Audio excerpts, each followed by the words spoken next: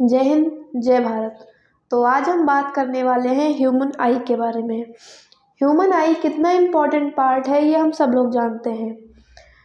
कह सकते हैं कि अगर ये दुनिया रंगीन है तो शायद हमारी आँखों की वजह से, क्योंकि ये दुनिया चाहे इतनी रंगीन हो, हमारे ऊपर कोई फ़र्क नहीं पड़ता अगर हमारी आँखें ना हो।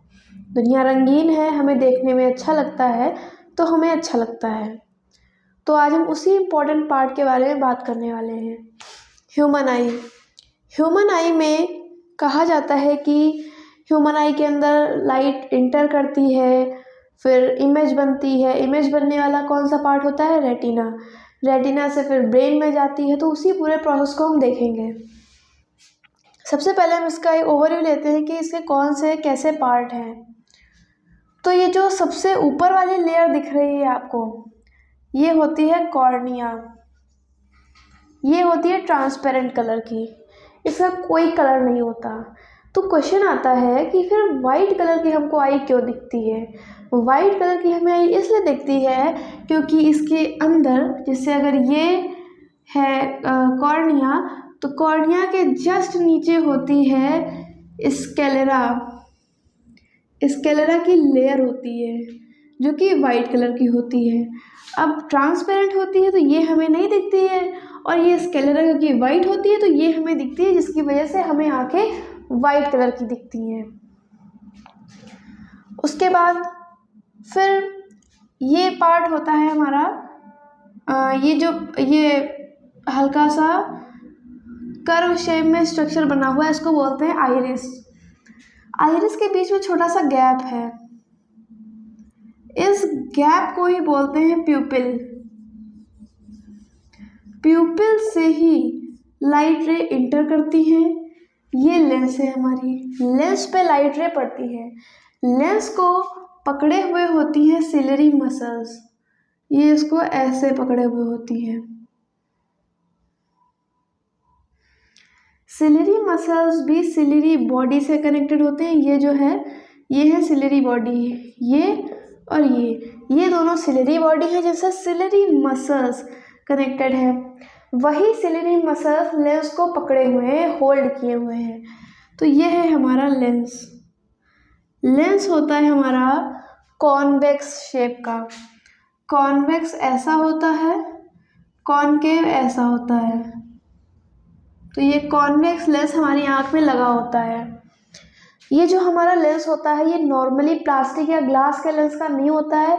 ये बहुत ही स्ट्रेचेबल होता है, टाइम आने पे खिंचता भी है, सिकुड़ता भी है। फिर बात करते हैं अंदर जो इसके लिक्विड भरा हुआ है, इसको बोलते हैं विट्रस ह्यूमर। और वहीं इस लेंस वाले पार्ट सिलरी बॉडी के आगे जो भी फ्लूइड भरा है वो है एक्वस ह्यूमर। एक्वस ह्यूमर और विट्रस ह्यूमर, जब आँख पे अगर कोई एक्सटर्नल फोर्स पड़ता है, बाहर से कोई फोर्स पड़ता है, तो उसको ये एब्जॉर्ब कर लेता है और आई की प्रोटेक्शन में हेल्प करता है। इनसे रिफ्रैक्शन भी होता है 1.337, इनका रिफ्रैक्टिव इंडेक्स होता है। रिफ्रैक्शन होता है वो हम फिर कभी पढ़ेंगे किसी वीडियो में। फिलहाल के लिए इन दोनों का ही रिफ्रैक्टिव इंडेक्स 1.337 होता है।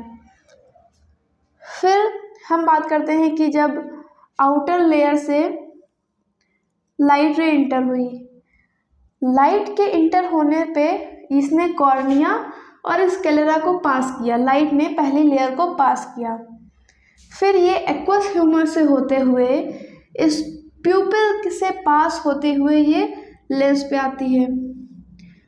उसे कोई लाइट रे है आई,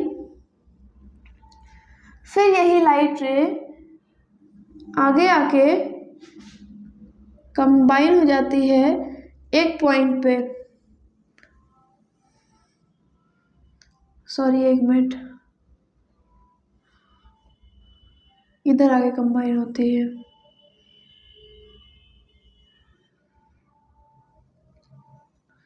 ये होता है जो हल्का सा गड्ढा टाइप से यहाँ पे दिख रहा है होल, ये है येलो स्पॉट। ये हल्का दबा पार्ट होता है, दबा होता है यहाँ पे, सप्रेस होता है पार्ट, इसको बोलते हैं येलो स्पॉट। यहाँ पे जितनी भी लाइट पड़ती है सबसे इमेज का फॉर्मेशन होता है। और यहाँ पे जो कि एक डार्क ब्लैक कलर का स्पॉट दिख रहा है, इसको बोलते हैं ब्लाइंड स्पॉट। यहाँ पे जितनी भी लाइट पड़ती है वो नेग्लेक्ट हो जाती है, उसका कोई इफेक्ट नहीं पड़ता है, वो हमारे किसी काम के नहीं, इस पर कोई इमेज नहीं बनती है। और ये येलो स्पॉट होता है रेटिना की लेयर, रेटिना की वॉल पे। रेटिना की जो ये वॉल होती है इसी पे ये येलो स्पॉट होता है और येलो स्पॉट पे ही इमेज बनती है।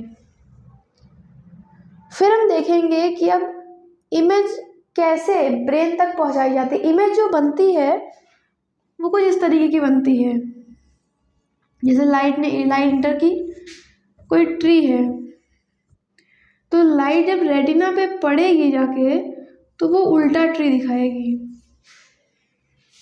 लेकिन अब ये ब्रेन जानता है कि ये जो पिक्चर बनी है रेटिना पे ये उल्टी है, तो यहाँ पे प्रेजेंट ये ऑप्टिक नर्व्स, ये ऑप्टिक नर्व्स इसको कैरी कर देती हैं। यहाँ पे ऑप्टिक नर्व्स होती हैं, ये ऑप्टिक नर्व्स इसको ब्रेन तक पहुँचाती हैं, इस इमेज को ब्रेन तक पहुँचाती हैं। जो भी इमेज बनेगी यहाँ पे उसको ये ब्रेन तक पहुँचाएंगी ऑप्टिक नर्व्स। अब यहाँ पे जो ये पार्ट होता है पीछे का आई के, यहाँ पे दो तरह की सेल पाई जाती हैं। एक रॉड सेल होती है, रॉड सेल कुछ इस तरह की होती है, और एक पाई जाती है कोन सेल। ये कई पाई जाती, एक नहीं पाई जाती है, कई सारी पाई जाती है। जो ये रॉड सेल होती है जब लाइट डिम होती है, जब लाइट डिम होती है या अंधेरे में ये सेंसिटिव हो जाती हैं, ये सेंसिटिव होती हैं डिम लाइट में, तब ये एक्टिव हो जाती हैं और भी ज़्यादा लाइट को एब्जॉर्ब करती हैं इमेज बनाने के लिए। ये जो होती हैं ये दोनों ही रेटिना पे होती हैं, रेटिना पे ये दोनों सेल पाई जाती हैं। ये जो कोन सेल है इसको रॉड सेल बोलते हैं, इसको कोन सेल बोलते हैं। जो कोन सेल होती है ये ब्राइट लाइट में एक्टिव होती है, ब्राइट लाइट के लिए सेंसिटिव होती है। अब ये क्वेश्चन बनता है कि जो आउल है, आउल के अंदर कौन सी ज़्यादा होती हैं सेल्स, कोन सेल या रॉड सेल? तो आउल में ज़्यादा होती हैं रॉड सेल, क्योंकि वो रात में ही देख पाता है। उसके अंदर कोन सेल ना के बराबर या होती ही नहीं है, कह सकते हैं, या तो होती है तो बहुत कम होती है, इसीलिए वो दिन में देख नहीं पाता। फिर हम बात करते हैं कि एक पार्ट रह गया है कि कोरॉइड होता है एक पार्ट, जो रेटिना के पीछे की लेयर होती है उसको बोलते हैं कोरॉइड। ये सारी सिर्फ लेयर होती हैं, इनके सबके अलग अलग फंक्शंस होते हैं। जैसे कोई फंक्शन करता है कि रेटिना से इमेज को ले जाने में ब्रेन तक, वो ऑप्टिक नर्व्स होती हैं, सबका अलग अलग फंक्शन है। फिर यहाँ पे बात करेंगे लाइट के इंटर होने की। जो प्यूपिल होता है, प्यूपिल और आइरिस, आइरिस जब लाइट ज़्यादा आती है, जब ज़्यादा मात्रा में लाइट आती है तो ये जो आइरिस होता है ये पास आ जाता है। आइरिस जब पास आ जाता है तो कम लाइट इंटर कर पाती है। जब कम लाइट इंटर कर पाती है तो हमारी आइज़ को एक्स्ट्रा लाइट से डैमेज नहीं पहुंचती है। लेकिन अगर डिम लाइट है तो वहीं पे ये जो आइरिस होते हैं ये दूर दूर हो जाते हैं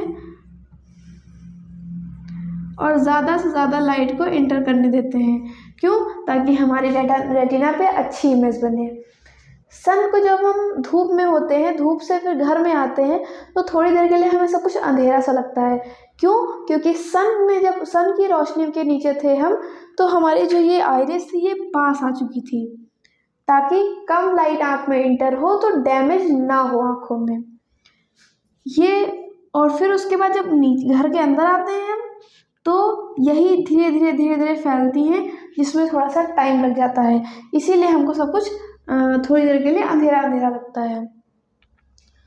तो ये था एक ओवरव्यू आई का। अब इससे रिलेटेड कई प्रॉब्लम्स भी होती हैं, कई बीमारियां भी होती हैं, ये हम किसी और वीडियो में पढ़ेंगे। तब तक के लिए जय हिंद, जय भारत।